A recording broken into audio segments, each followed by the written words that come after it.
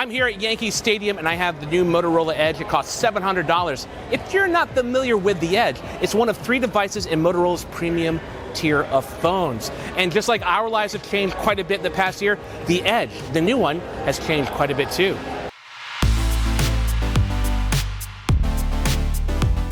I'm back at my hotel where things are a little quieter, so let's talk and start with the name, Edge.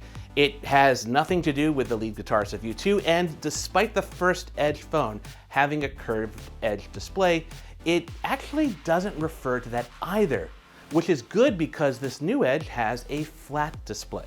Motorola says the name reflects the cutting-edge technology they put into the phone. Last year in the US, there were 2 versions, the Edge and the slightly more premium Edge Plus.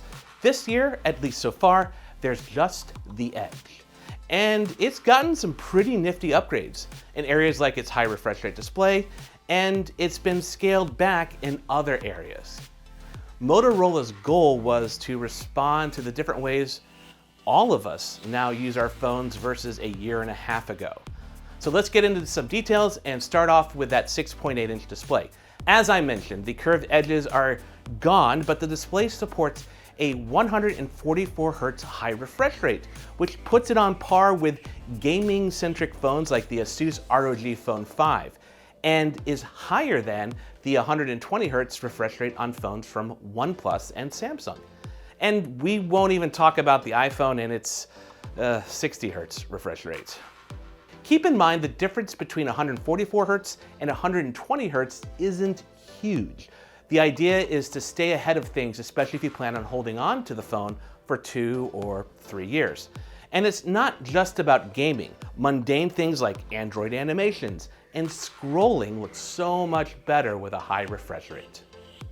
Now, camera-wise, there is a 108 megapixel main camera that uses pixel binning to combine 9 pixels into what Motorola calls an ultra pixel. This results in 12 megapixel photos. Now, you can toggle between the default 12 megapixel setting and a high resolution mode that uses all of those pixels if you're so inclined. There's also an ultra wide angle camera which doubles as a macro camera for getting those up close and personal shots of food or tiny details.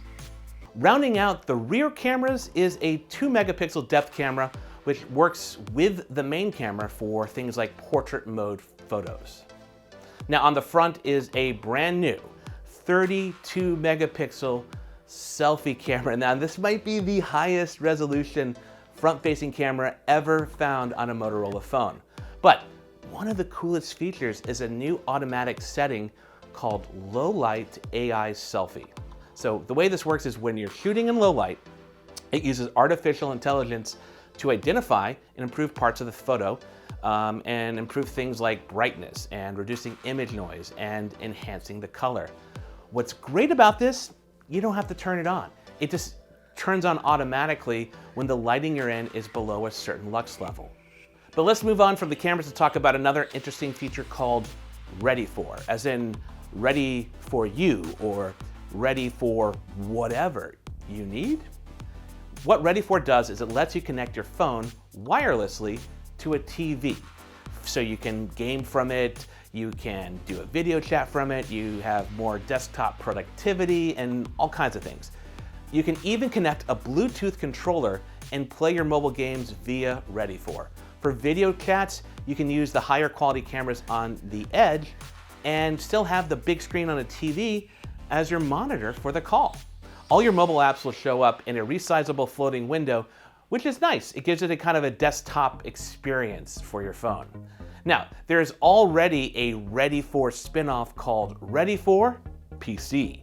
And what this does is it lets you access your phone apps and your PC files and PC apps on the same screen. There seems to be a lot of potential for Ready For, and I'm looking forward to trying it out more in depth. Now, powering all of this is a Qualcomm Snapdragon 778G system on a chip and either 6 or 8 gigabytes of RAM. The Edge has a big, old, honkin' 5,000 milliamp hour battery, which Motorola says gives you a 2-day battery life and supports 30-watt fast charging and 5G, both sub-6 and millimeter wave networks. Now, sadly, there isn't wireless charging.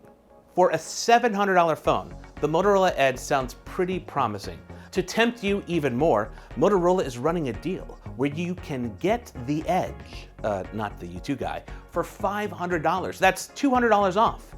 The Motorola Edge is on pre-sale starting August 23rd and will launch on September 2nd. So yeah, that's all I've got. Look, if you want to know more about the Motorola Edge, check out my article on CNET. And if you're interested in getting one or pre-ordering one, check out the link in the description. But now, I want to hear from you. What do you think about the new Motorola Edge? Are you interested in getting one? And how cool is it to see Motorola journey farther down the premium side of things once again? I think it's pretty cool. Throw your thoughts in the comments.